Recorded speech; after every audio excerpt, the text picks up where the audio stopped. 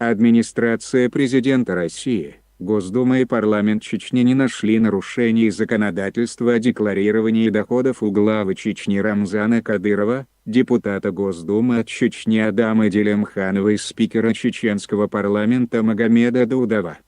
В ноябре 2018 года Transparency International рассказали о затратном увлечении главы Чеченской Республики.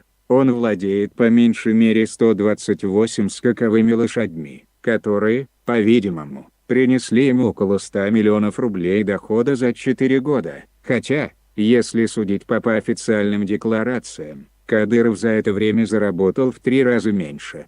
Другие известные коневладельцы – спикер чеченского парламента Магомед Даудов и депутат Госдумы Адам Делимханов.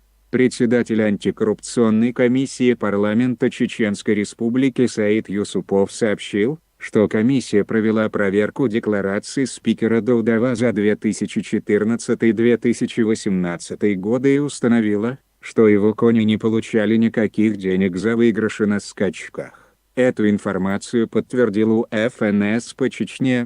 По поводу депутата Делимханова мы получили ответ от председателя антикоррупционной комиссии Госдумы Атари Аржбы. Он сообщил, что по представленным Делимхановым документам, ему вообще не принадлежат скаковые лошади, они записаны на Волгоградский конезавод.